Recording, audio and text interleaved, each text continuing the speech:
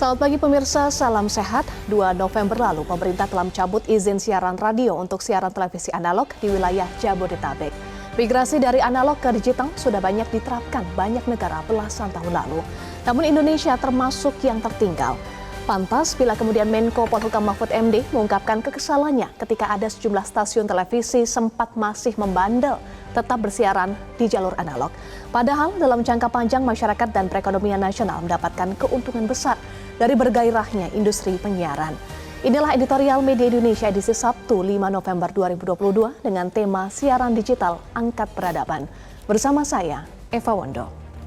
Editorial Media Indonesia juga dapat Anda simak di MG Radio Network di frekuensi 94,7 FM di kawasan Jakarta dan sekitarnya. Para pendengar bisa turut berpartisipasi dan berinteraksi dalam editorial Media Indonesia. Sampaikan pendapat Anda pemirsa dengan berpartisipasi melalui telepon interaktif di nomor 0215839900. Dan pagi ini telah hadir bersama saya, anggota Dewan Redaksi Media Group, Kania Sutisnawinata. Selamat pagi Mbak Kania, apa kabar Mbak? Selamat pagi Eva. Ya, salam sehat untuk Mbak Kania dan juga pemirsa. Nanti kita akan bahas Mbak Kania untuk tema editorial Media Indonesia hari ini, siaran digital angkat peradaban. Tetapi sebelumnya kita akan bahas dulu ya, ada 3 headline Media Indonesia untuk edisi hari ini, Sabtu 5 November 2022. Yang pertama kita bahas dulu Mbak Kania jelang KTT G20 ya, perhelatan KTT G20 serap 33.000 pekerja. Ini adalah salah satu manfaat perhelatan KTT G20 dalam mendorong pertumbuhan ekonomi ya, Mbak Kania? Iya, betul sekali. Dan sudah semakin mendekati puncak acara Leader Summit yang akan diadakan di pertengahan November nanti. Begitu dikatakan ada sejumlah manfaat dan yang memang sudah diprediksi dari sejak awal. Bahkan perhelatan ini dikatakan lebih besar gitu manfaatnya dibandingkan dengan IMF World Bank meeting di tahun 2018 lalu gitu ya. Jadi bisa dibayangkan ini kan tongkat estafet presidensi ini G20 sudah dialihkan dari sejak Oktober tahun kemarin dan selama 1 tahun terakhir ini sudah ada 150 kali pertemuan sepanjang tahun dan khusus untuk di Bali telah diadakan 15 kali tingkat ministerial ya, tingkat menteri gitu, ministerial meeting dan yang juga dikatakan sudah terlihat peningkatan lebih dari 70% trafik di bidang transportasi dan lain sebagainya. Ada beberapa sektor tentunya yang menuai manfaat paling besar begitu misalnya akomodasi, selain transportasi tadi juga ada meeting, insentif, convention and exhibition atau yang lebih dikenal dengan MICE, juga ada usaha mikro, kecil dan menengah UMKM gitu. Dikatakan bahwa KTT G20 ini diprediksi akan berkontribusi sekitar 7,4 triliun rupiah terhadap PDB, termasuk juga peningkatan konsumsi domestik hingga 1,7 triliun rupiah. Jadi luar biasa besar sekali manfaatnya. Ada manfaat lainnya begitu yang dirasakan, terutama juga bagi Anda yang ingin nanti ke Bali gitu. Dikatakan katanya untuk 23 hotel sampai dengan terakhir bertambah menjadi 24 hotel itu sudah full book ya. Bahkan yang ada di luar kawasan ITDC atau kawasan Nusa Dua juga sebagian di Sanur dan Jimbaran. Jadi bisa dibayangkan ya. Juga sudah ada delegasi dari luar negeri yang berdatangan ke sana. Betul. Ini bahkan jumlah wisatawan mancanegara diprediksi peningkatannya 3,6 juta ya Mbak Kania. Iya, betul. Dan juga ada 700.000 lapangan kerja baru ditopang kinerja bagus sektor kuliner, fashion dan juga kria. Tentu ini adalah manfaat-manfaatnya dan tadi Mbak Kania sampaikan di sektor pariwisata khususnya hotel okupansinya sudah full begitu ya, bahkan rata-rata sekitar 80%. Dampaknya positif, manfaatnya positif, tentu kita dukung bersama ya Mbak Kania dan doakan berjalan dengan aman dan lancar. Ya, mengingat bahwa ada sejumlah agenda penting juga yang akan diangkat begitu dan akan disepakati bersama-sama, terlebih bahwa yang akan datang ini adalah para kepala negara dari 20 negara dengan ekonomi terkuat di dunia begitu ya. Bisa dipastikan soal pengamanannya itu juga harus sangat diperhatikan. Dikatakan juga bahwa mulai dari sekarang Polri juga sudah kembali menggelar latihan praoperasi ya Puri Agung 2022 untuk pengamanan pelaksanaan presidensi KTT G20 di Bali. Sudah dilakukan berbagai simulasi untuk memastikan keamanan dan kenyamanan tentunya dari para delegasi dan juga kepala negara yang akan datang ke Bali nanti. Baik itu adalah yang pertama ya Mbak Kania, keamanan juga sudah dipastikan oleh Polri. Kemudian berikutnya kita bahas terkait dengan KPK. Ini ada yang turun gunung Mbak Kania. Ketua KPK Firly Bahuri datang langsung menemui tersangka Lukas NMB. Dan disampaikan Firly tegaskan tidak terpengaruh kekuasaan. Iya, jadi ya ini mengundang polemik ya kedatangan Ketua KPK Firly Bahuri diketahui memang Lukas NMB berulang kali tidak datang pemeriksaan di KPK. Betul. Dikatakan bahwa Lukas NMB sakit, tidak bisa menghadiri pemeriksaan, dan kemudian yang dilakukan oleh KPK adalah mendatangi Lukas NMB gitu di rumah kediamannya, dan bahkan tidak hanya penyidik begitu yang datang, tapi ketua KPK-nya langsung turun gunung ya, turun gunung gitu. Berbagai pihak kemudian mengkritisi begitu, apakah memang seorang ketua KPK dibutuhkan gitu untuk datang langsung menemui Lukas NMB, apalagi sebenarnya kan statusnya itu kan mangkir gitu sebelumnya, walaupun dikatakan mangkirnya karena sakit begitu ya. Tapi untuk memastikan soal misalnya apakah memang Lukas NMB sakit atau tidak dan lain sebagainya gitu ya, untuk apakah kemudian seorang ketua KPK mempunyai keahlian gitu. Ini berbagai pihak yang mengatakan, berbagai pengamat yang mengatakan apakah memang mempunyai keahlian untuk memastikan apakah Lukas NMB itu memang sakit atau tidak dan lain sebagainya. Jadi ada banyak kritik yang dilayangkan gitu dari pihak KPK mengatakan bahwa sudah sesuai aturan. Tentunya mengklaim mengatakan bahwa ini sudah sesuai KUHAP dan lain sebagainya. Memang polemiknya sekarang sedang berkembang. Betul, dan pertemuan itu hanya berlangsung 1,5 jam Mbak Kania. Dipertanyakan juga karena kalau kita melihat ya, biasanya pemeriksaan di KPK itu bisa dari pagi sampai malam. Betul. Kalau ini hanya 1,5 jam, belum tahu apa saja yang dibahas. Dan belum menyentuh pokok perkaranya. Betul, begitu. Sempat berjabat tangan, bahkan itu juga disoroti begitu ya. Dilihat ini di layar kan sudah juga bisa dilihat sendiri gitu bagaimana suasana pertemuannya begitu ya. Dikelilingi oleh tim dokter dan juga penyidik. Apakah seorang ketua KPK perlu hadir di situ? Itu yang menjadi pertanyaan, dan tadi kami juga berdialog Mbak Kania di Metro Pagi Prime Time bersama dengan Wakil Ketua KPK Nurul Gufron. Belum disampaikan apa sebetulnya hasil pertemuan antara Firly Bahuri dengan Lukas NMB, tetapi rencananya akan disampaikan oleh KPK pada pekan depan. Kita nantikan ya apa hasilnya, kemudian bagaimana proses hukum berikutnya, karena juga nampaknya sudah berlarut-larut sekali ya Mbak Kania. Betul, ya dari Komisi 3 juga ya mengatakan bahwa mungkin dugaan sementara itu adalah bagian dari strategi penyidikan, dikatakan seperti itu, dengan perhitungan potensi kerawanan sosial politik, begitu ya. Jadi kita lihat saja apa yang kemudian menjadi penjelasan dari Ketua KPK, apa hasilnya, dan apakah betul memang itu bagian dari strategi penyidikan. Masih akan terus berkembang nampaknya. Masih akan terus berkembang dan kita tunggu jawaban dari KPK ya. Itu adalah yang kedua Mbak Kania. Berikutnya kita bahas yang ketiga, semua pengurus PSSI bertanggung jawab. Ini sebelumnya sudah ada hasil rekomendasi dari Komnas HAM dan juga TGIPF yang sepertinya inline ya Mbak Kania hasil rekomendasi mereka. Ya betul sekali, inline dengan kalau kita melihat ya, paling tidak ini juga kan mengundang polemik, bukan polemik ya, tapi mengundang reaksi lah dari berbagai pihak, termasuk dari para pengamat yang mengatakan apakah ini bentuk intervensi tersendiri begitu, karena dikatakan bahwa salah satu buah rekomendasi dari Komnas HAM itu adalah bagaimana kemudian dibentuk sebuah badan independen yang kemudian juga nanti dikatakan berfungsi untuk mengatur kembali tata kelola dari sepak bola di Indonesia. Sementara kita tahu PSSI itu adalah lembaga atau organisasi yang sebenarnya berwenang dan punya tanggung jawab di situ begitu ya. Dan ini yang kemudian mengundang reaksi dari berbagai pengamat mengatakan apakah itu pantas atau tidak. Dikatakan bahwa Komnas HAM tidak memahami betul begitu ya bagaimana sepak bolaan itu dilakukan begitu ya, termasuk dengan FIFA dan statuta dan lain sebagainya, dan aturan dan lain sebagainya gitu. Jadi dikatakan juga bahwa salah satu temuannya itu adalah Ketua Umum dan Sekjen PSSI tidak menggunakan kewenangan mereka untuk menjamin keamanan dan keselamatan, dan bahkan juga ditambahkan lagi bahwa sebagai salah satu rekomendasi seluruh pengurus sebaiknya mundur, tidak hanya Ketua Umum PSSI saja gitu ya. Tapi yang kita ketahui kan KLB sudah direncanakan ya pada tanggal 23 Maret 2023 dan kita lihat juga perkembangannya nanti akan seperti apa. Karena banyak juga yang menyaksikan atau ragu-ragu Mbak Kania, betul nggak sih KLB ini untuk transformasi atau untuk mengganti, ataukah ini hanya formalitas saja Mbak Kania? Ada dugaan-dugaan seperti itu ya. PSSI yang bisa menjawab itu ya. Menarik bahwa dari Komnas HAM juga mengatakan ini karena ada muatan moralnya juga ya gitu. Jadi diminta untuk mundur. Bahkan sebenarnya buah dari rekomendasi lebih tegasnya adalah juga mengatakan bahwa jika memang tidak mundur, maka Presiden perlu membekukan kepengurusan PSSI gitu, yang kemudian sejumlah pihak mengatakan bahwa bisa saja ini kemudian malah membuahkan sanksi buat Indonesia dari FIFA begitu.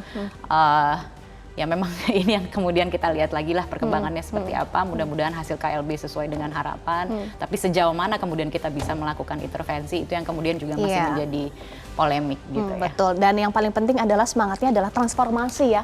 Betul. Bahkan ya bagaimana sepak bola bisa kembali aman dan juga menyenangkan. Ya, apalagi kita sedang bersiap diri untuk menjadi tuan rumah ya Piala Dunia U20 yang akan berlangsung di 20 Mei sampai dengan 11 Juni 2023 tahun depan. Ya. Gitu.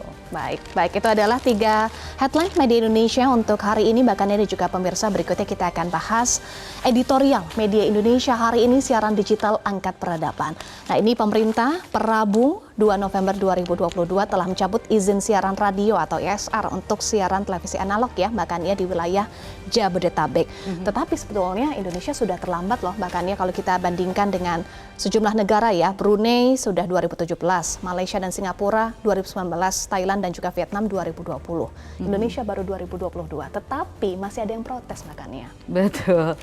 Ya karena gimana ya, ini kan sesuatu yang layak sudah, ya migrasi siaran itu kan sudah dari analog ke digital itu sudah ditetapkan, sudah dilakukan sejak dicabutnya izin siaran radio untuk seluruh siaran televisi analog, hanya baru di wilayah Jabodetabek. Akan ada tahapan berikutnya per 2 November kemarin, dan langkah ini sudah sepatutnya didukung karena seperti yang tadi disampaikan oleh Eva begitu ya, Indonesia ini mungkin salah satu dari beberapa negara yang terakhir gitu melakukan migrasi dari analog ke digital gitu. Terakhir di tahun 2020 adalah Myanmar dan tahun 2022 adalah Indonesia. Kemudian kalau tidak salah Timor Leste yang belum melakukan migrasi dari analog ke digital, dan ini adalah buah kesepakatan juga di tingkat internasional melalui keputusan International Telecommunication Union atau ITU, di mana tadi sudah dikatakan banyak negara sudah melakukan sebelumnya, bahkan beberapa tahun sebelum kita melakukannya begitu ya. Jadi kalau kita bicara soal manfaat begitu misalnya, kan sudah berulang kali ya sosialisasi sudah dilakukan jauh-jauh hari. Manfaatnya itu terutama bagi para pengguna adalah kualitas gitu, kualitas siaran yang jauh lebih baik dari sisi visual maupun dari audio gitu. Jadi sudah tidak ada semut-semutnya lagi ya? Sudah tidak ada semut-semutnya lagi. Bagi Anda yang sekarang sudah menyaksikan siaran ini melalui kanal digital kan bisa merasakan perbedaannya seperti apa begitu. Nah, ini kan adalah hak dari masyarakat juga untuk mendapatkan produk siaran yang kualitasnya baik. Dan tidak hanya itu, perkembangan ke depannya itu juga diyakini akan membawa manfaat yang positif bagi industri penyiarannya begitu. Karena ragam produknya juga akan bervariasi, bahkan kalau dari Kominfo mengatakan bahwa ini akan menciptakan lapangan pekerjaan baru juga begitu. Jadi bukan hanya untuk masyarakat manfaatnya, tetapi juga untuk industri itu sendiri ya. Betul. Dan jangan lupa dikatakan bahwa TV analog ini kan boros frekuensi, ya kan gitu. Nah, spektrum frekuensinya ini yang terbebaskan karena ada peralihan dari analog ke digital ini, yang kemudian frekuensinya itu bisa digunakan untuk teknologi informasi yang lain, misalnya 5G dan lain sebagainya. Dan ini tentunya akan, yaitu kalau kita bicara soal peradaban ya, semakin luasnya akses masyarakat terhadap informasi dan juga pengetahuan tentunya akan dengan sendirinya mengangkat peradaban bangsa. Itu manfaat untuk masyarakat, visualnya lebih berkualitas, kemudian internetnya cepat juga bahkannya, dan juga jumlah saluran televisi bisa lebih banyak, maka kita akan bisa mendapatkan banyak konten ya di sana ya. Diversity of content ya. Baik, nanti kita akan bahas lebih lanjut lagi Mbak Kania. Pemirsa, inilah tema editorial Media Indonesia hari ini, Sabtu 5 November 2022. Siaran digital angkat peradaban.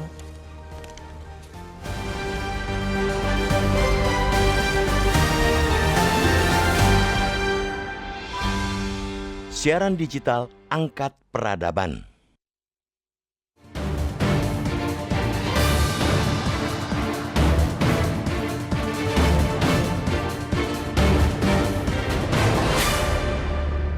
Pemerintah per Rabu 2 November 2022 telah mencabut izin siaran radio atau ISR untuk siaran televisi analog di wilayah Jabodetabek.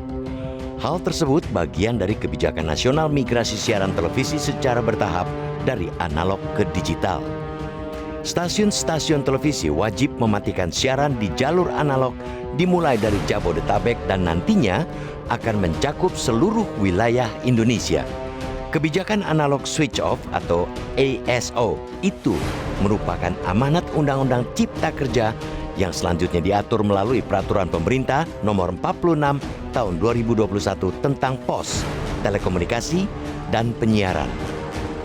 Migrasi dari analog ke digital merupakan keputusan International Telecommunication Union atau ITU dan banyak negara sudah menerapkannya sejak belasan tahun lalu. Indonesia termasuk tertinggal. Pantas bila kemudian Menko Polhukam Mahfud MD mengungkapkan kekesalan ketika ada sejumlah stasiun televisi sempat masih membandel tetap bersiaran di jalur analog. Ia menandaskan di kawasan Asia Tenggara tinggal Indonesia dan Timor Leste yang masih memakai siaran analog. Ketertinggalan itu menghambat perkembangan industri penyiaran dan telekomunikasi. Masyarakat juga tidak dapat menikmati lebih banyak produk siaran dengan kualitas tinggi. Penggunaan jalur digital memberikan banyak keuntungan. Dalam jangka pendek, keuntungan dirasakan oleh penikmat siaran televisi. Mereka mendapatkan siaran dengan kualitas yang lebih jernih dari sisi visual maupun suara. Dalam jangka panjang, masyarakat dan perekonomian nasional mendapatkan keuntungan dari bergairahnya industri penyiaran. Migrasi ke digital membebaskan banyak ruang dalam spektrum frekuensi hingga memberikan kesempatan masuknya lebih banyak kanal-kanal siaran baru. Bukan hanya siaran televisi, spektrum frekuensi yang terbebaskan juga akan digunakan untuk teknologi informasi lainnya, termasuk internet 5G. Stasiun televisi yang ngotot bertahan di jalur analog bukan hanya melanggar hukum, tetapi juga bersifat egois menguasai ruang spektrum frekuensi yang kian terbatas. Begitu banyak potensi perkembangan industri penyiaran pasca migrasi, maka tidak keliru jika Menteri Menkominfo Johnny Plate optimistis kebijakan ESO bakal menciptakan ratusan ribu lapangan kerja baru. Semakin beragamnya siaran ditambah penguatan dan pemerataan teknologi internet akan memberikan akses pengetahuan dan informasi yang jauh lebih luas kepada masyarakat. Peradaban bangsa bakal berkembang pesat. Memang proses ESO tidak murah. Ada beban biaya di muka yang harus ditanggung masyarakat maupun industri penyiaran. Masyarakat yang hanya memiliki televisi analog terpaksa membeli perangkat set-top box atau STB. Ini pula yang menjadi alasan salah satu bos stasiun televisi yang enggan beranjak dari jalur analog. Di sini kehadiran pemerintah diperlukan untuk membantu masyarakat berpendapatan rendah mendapatkan STB secara cuma-cuma. Jangan sampai kebijakan migrasi justru mematikan hak mereka mendapatkan layanan siaran televisi non berbayar. Stasiun televisi juga bisa bergerak membantu menyediakan STB dengan harga lebih murah bagi pemirsa setia mereka. Dari sisi regulasi pendukung, pemerintah perlu segera mengeluarkan kebijakan menyetop produksi perangkat televisi yang hanya bisa menerima siaran analog. Migrasi siaran analog ke digital harus terus berlanjut sampai seluruh wilayah Indonesia mendapatkannya. Tidak ada alasan untuk menunda gerak maju peradaban bangsa ini.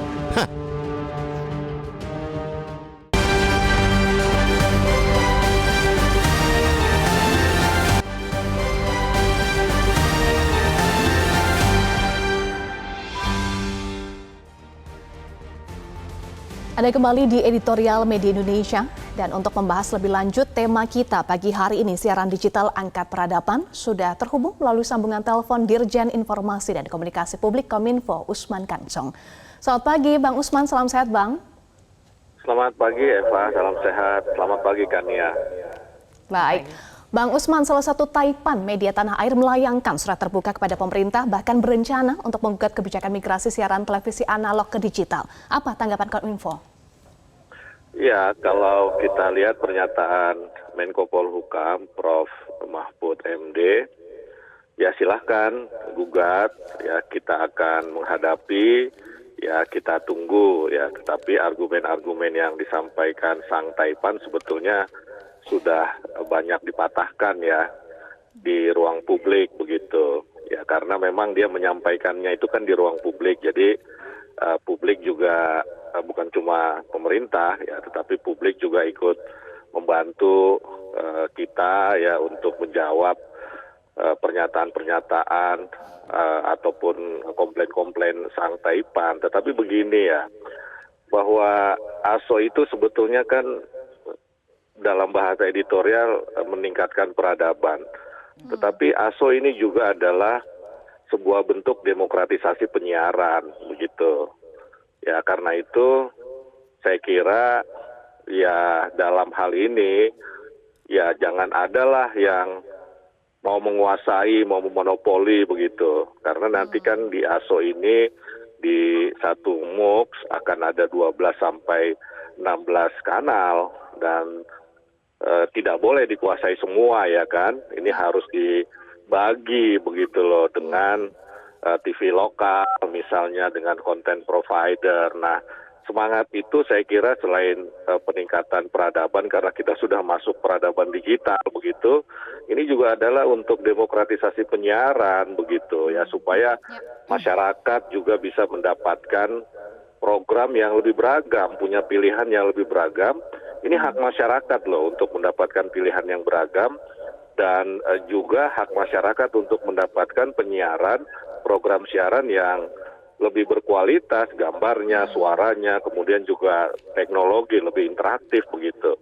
Baik, itu adalah salah satu tujuannya ya, demokratisasi penyiaran, jadi semangat diversity of content dan diversity of ownership ya Bang Usman.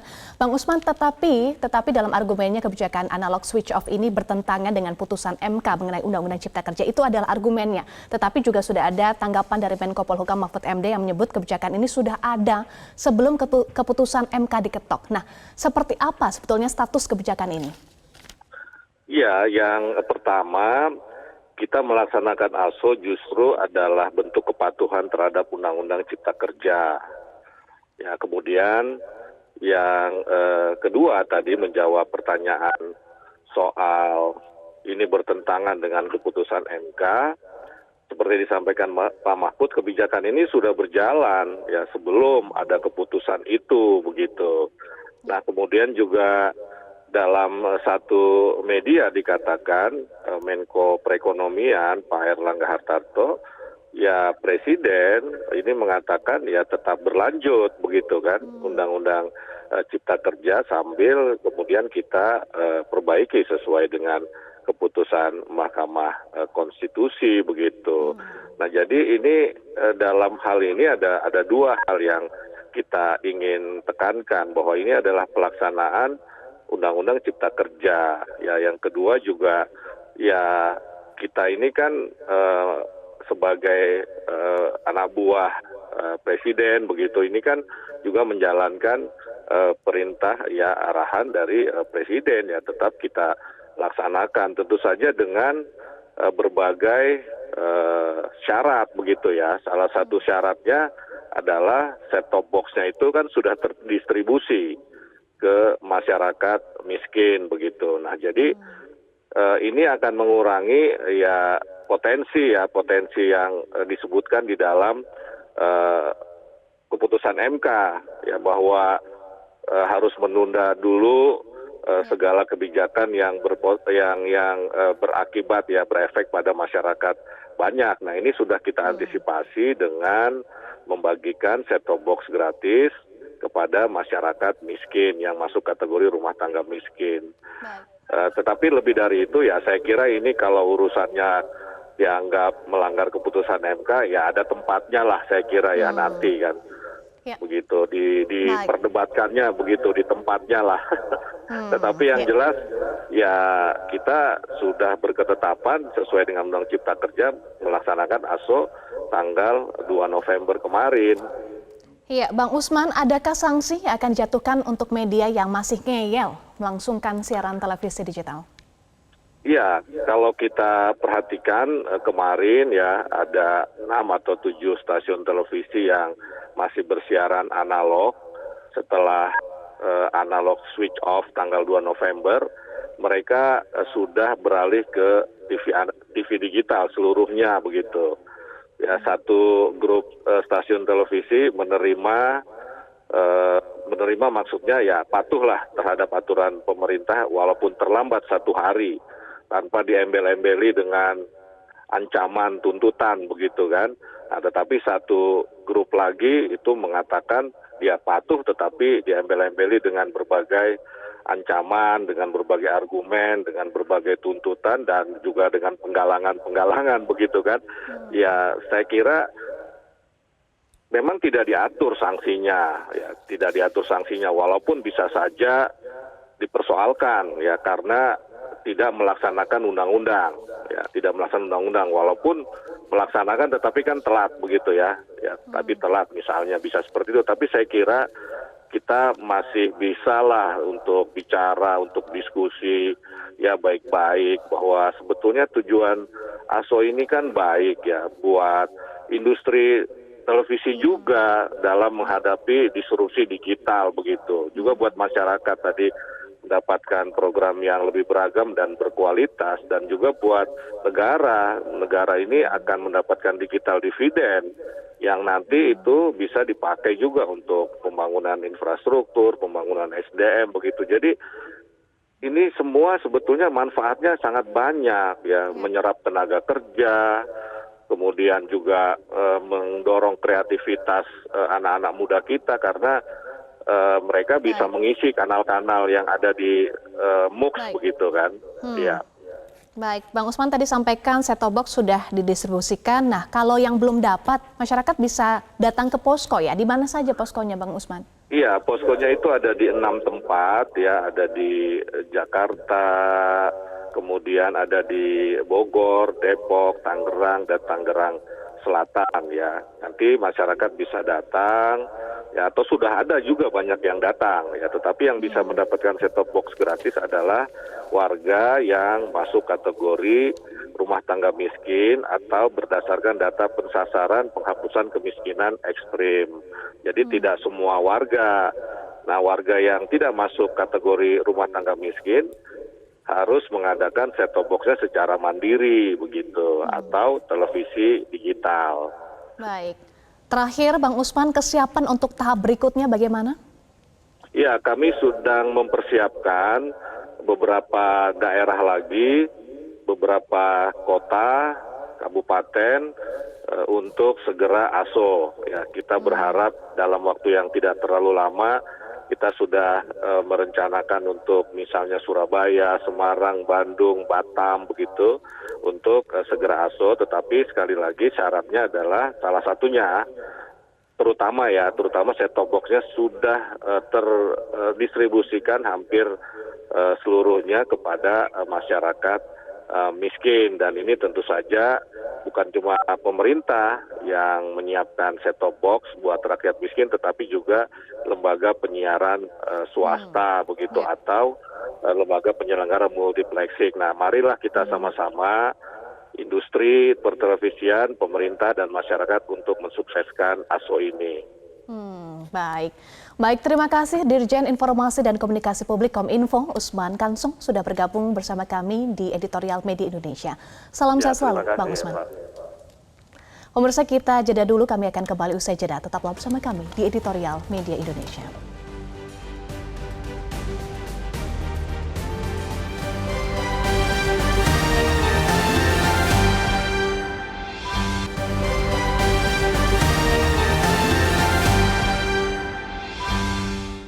Media Indonesia mengajak Anda untuk mengakses fitur premium e-paper. Dengan sajian konten berbasis intelektual dan meneguhkan kebangsaan, Media Indonesia tampil dengan lebih dinamis melalui e-paper Media Indonesia yang dapat Anda akses kapan saja, di mana saja. Caranya mudah, download aplikasi Media Indonesia di Android atau ketik link e-paper.mediaindonesia.com atau bisa scan QR Code pada layar kaca Anda. Klik tab e-paper di bagian samping layar tablet Anda, daftarkan data diri, serta pilih paket berlangganan e-paper Media Indonesia sesuai dengan kebutuhan Anda.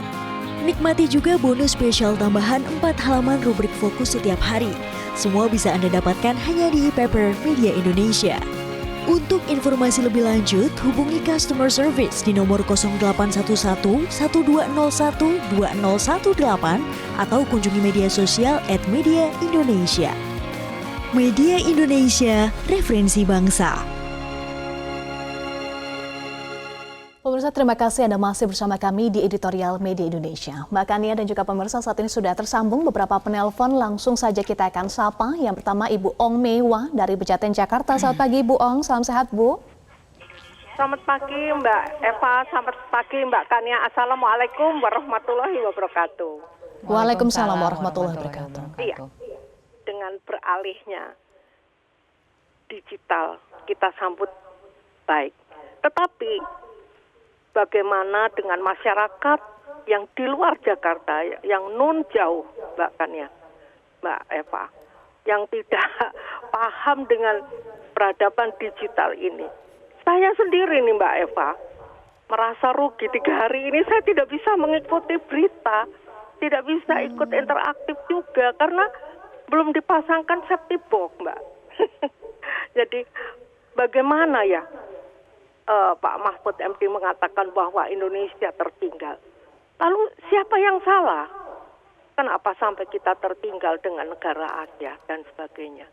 Nah inilah bagaimana kita untuk mendapatkan safety box dengan baik, masyarakat mendapatkan itu kan untuk golongan orang yang miskin, Mbak. Jadi ya kita sangat rugi, Mbak. Apakah ini dalam arti kata yang menguntungkan itu apa Kominfo atau pemerintah? Ya inilah sekali lagi kita sambut, nggak apa-apa switch off ini agar masyarakat pandai dan sebagainya, berbisnis juga lancar. Tetapi harus dipikirkan bagaimana masyarakat yang ada di pedalaman yang jauh, kan yang tertinggal hanya Indonesia dengan Timor Leste. Ya semoga saja, iya Mbak Eva, semoga saja masyarakat tidak kecewa karena kemarin masih bisa, sekarang udah mati sama sekali. Itu aja. Ya. Assalamualaikum warahmatullahi wabarakatuh. Waalaikumsalam warahmatullahi wabarakatuh. Terima kasih Ibu Ong Mewah dari Pejaten Jakarta. Berikutnya Pak John Veto dari Batam, Kepulauan Riau. Selamat pagi Pak John Veto, salam sehat Pak. Selamat pagi Mbak Eva, selamat pagi Mbak Kania ya. Salam sehat selalu. Selamat pagi Pak Siaran John. digital angkat peradaban ya. Ini sangat betul ini tema di editorial yang dibahas ini. Ya. Karena kita negara yang kita kadang-kadang kan begitu maju, begitu ini aja di polemik kan kok. Ya, dari analog ke digital ini. Sama kita dengan Timur Leste, kalah pula kita sama Myanmar, sama Vietnam ini kan tidak mungkin. Ini harus dilakukan. Kalau kita tertinggal. Karena ya kalau tadi kata yang dari Ibu safety box apanya tuh. Itu kan gampang aja, udah ada salurannya yang tidak mampu disiapkan oleh negara. Kan? Apa pula itu set box-nya itu. Ya, saya di Batam nih ya. Maaf ngomong. Saya selalu dari dalam mobil aja saya nonton siaran. Ya. Mungkin karena saya Metro TV aja di TV saya. Tapi ini harus kita lakukan ya, supaya kalau kita nak maju lah Indonesia ini setara dengan negara maju, ya kita harus lakukan ini. Yang di Kominfo ini. Ya, peralihan ke ke digitalnya harus dilaksanakan. Apapun alasannya, pemerintah pasti pasti mencari jalan keluarnya yang tidak mampu. Ya kan disiapkan. Ya. Jadi gini ya, tidak usahlah kita apakan itu. Maka itu Pak Mahfud tuh tegas betul ya. Ya, karena saya tengoknya lah ya. Ini TV-TV anak ini agak merusak kalau bagi saya, merusak pandangan. Antennya berserak di mana-mana, antena TV-nya. Jadi polisi keindahan juga bagi saya. Ya mudah-mudahan dengan ini ya mulailah. Pasti berhasil lah. Ya, pemerintah pasti ada jalan keluarnya. Ya, terima kasih banyak, itu aja. Terima kasih Pak John Veto. Pak John. Ya, berikutnya Pak Ikhwan dari Jember, Jawa Timur. Selamat pagi Pak Ikhwan, salam sehat Pak. Selamat pagi Mbak Eva, selamat pagi Mbak Kania. Pagi Pak Ikhwan. Begini, kemajuan teknosains yang spektakuler itu memang berdampak ambivalen, ya kan? Jadi perubahan-perubahan yang mendasar menyeluruh cepat, tapi juga negatif dan positif. Lalu digital ini memang bukti bahwa kemajuan teknosains yang spektakuler itu diperlukan memang. Tapi yang jadi masalah sekarang bahwa orang menyebut Jerbasuki Mowobeo, kan begitu orang Jawa nyebut ya. Semuanya kan utopia ya, sedangkan Pak Basuki sudah meninggal. Nah ini yang jadi masalah. Jadi kalau kita kemudian ingin enak, gambarnya itu jelas, kemudian suaranya juga enak, kemudian gampang ditangkap dan sebagainya, memang enak itu mahal. Cuma yang jadi masalah, aneh-aneh aja. Kita sekarang ini baru saja mengatasi masalah COVID-19. ibarat orang sakit, kita sedang direhabilitir sekarang, diperbaiki. Kok aneh-aneh ada penggantian gas jadi elektronik. Nah, ini semuanya kan biaya-biaya tinggi. Nah, yang dikatakan Maiwa tadi itu memang betul. Lalu bagaimana biaya? Sebab keadaan masyarakat kita sekarang itu 485.000 itu 1 bulan penghasilan mereka. Lalu ya sudahlah apa adanya saja, nggak usah dengan selera tinggi. Walaupun tidak disebut dia modern dan berkemajuan. Jadi orang yang berkemajuan itu kalau hidup sesuai dengan konstelasi kebutuhan dan kepentingan zamannya. Tapi kita dalam keadaan darurat ini ada masalah-masalah berat yang harus kita hadapi, darurat, kemudian dalam keadaan segera harus diatasi. Nah, inilah yang jadi masalah kita. Terima kasih. Baik. Terima kasih Pak Ikhwan dari Jember, Jawa Timur. Mbak Kania, nanti kita akan bahas ya berbagai tanggapan dari para penelpon, tetapi usai jeda, sesaat lagi kami akan kembali untuk Anda. Tetaplah bersama kami.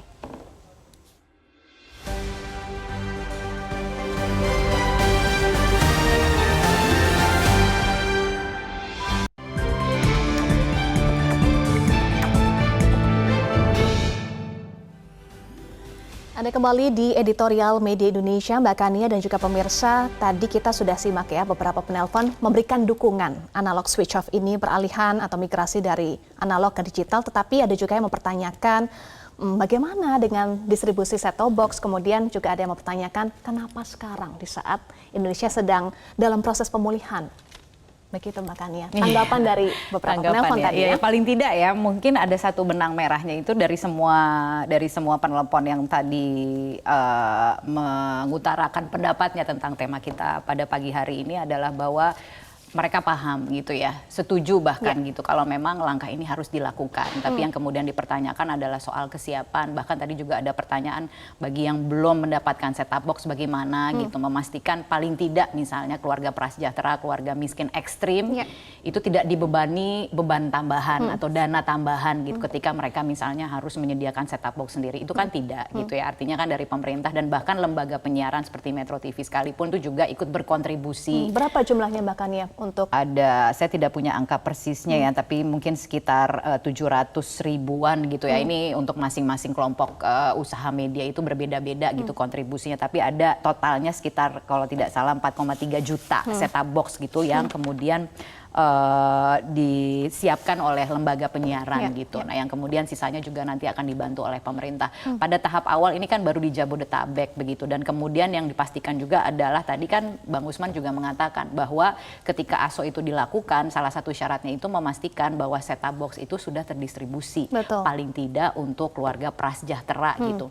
Kalau tidak salah angka yang kemudian juga sudah dikeluarkan oleh Kominfo untuk di Jabodetabek sendiri untuk keluarga prasejahtera itu hampir 99,3% itu sudah didistribusikan begitu, tinggal 0,7% yang kemudian Bang Usman tadi katakan bila memang belum menerima ada posko-posko yang bisa didatangi. Lagi-lagi ada syaratnya ya, karena bagi yang mampu itu bisa mengadakan secara mandiri dan itu tersedia. Set-top box itu bisa dibeli di toko elektronik, di marketplace online gitu, dan harganya kalau tidak salah itu 100.000, paling mahal 150.000 tergantung variannya gitu.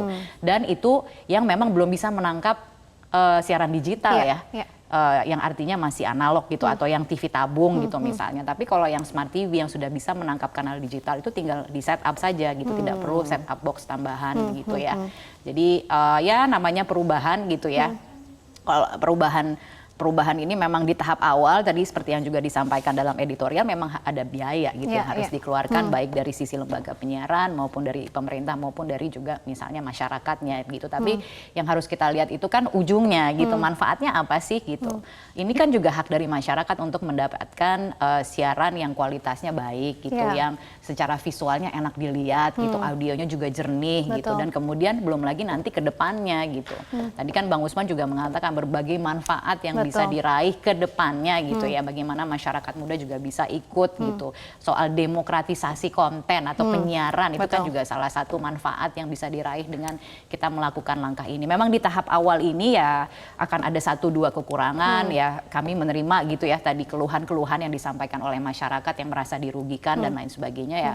Itu yang kemudian kita harus atasi bersama-sama. Jadi ini butuh partisipasi dari semua stakeholder gitu ya, dari lembaga penyiaran sekalipun untuk juga melakukan sosialisasi secara terus-menerus, termasuk juga dari pemerintah untuk memastikan bahwa set-top box itu tersedia ya kan, bagi yang misalnya harus membeli secara mandiri maupun bagi keluarga miskin ekstrim gitu ya, bahwa mereka sudah siap gitu untuk menangkap kanal digital melalui set-top box yang diberikan secara cuma-cuma. Gitu. Tadi poin sosialisasi harus terus dilakukan ya Mbak Kania, dan tidak hanya lewat posko tetapi bisa hotline juga. Tadi saya tanyakan kepada Bang Usman, bisa masyarakat bertanya ke hotline Kominfo di 159 jika ada pertanyaan-pertanyaan soal ini ya, bagaimana men-setting set-top box dan sebagainya.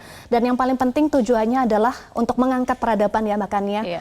Tujuannya bukan hanya manfaatnya bukan hanya untuk masyarakat tetapi untuk industri dan juga untuk negara kita ya. Dan kalau tadi juga sempat ditanyakan mengapa momentumnya sekarang gitu pasca Covid dan lain sebagainya, memang sekarang masyarakat sedang dalam tahap terbebani dengan berbagai macam biaya tambahan begitu ya karena suasana situasi saat ini begitu ya. Tapi memang ini adalah langkah yang perlu dilakukan gitu, paling tidak ya ada langkah-langkah yang juga sudah disiapkan oleh pemerintah dan juga termasuk lembaga penyiaran dalam hal ini untuk berkontribusi misalnya untuk set-top box dan lain sebagainya begitu ya.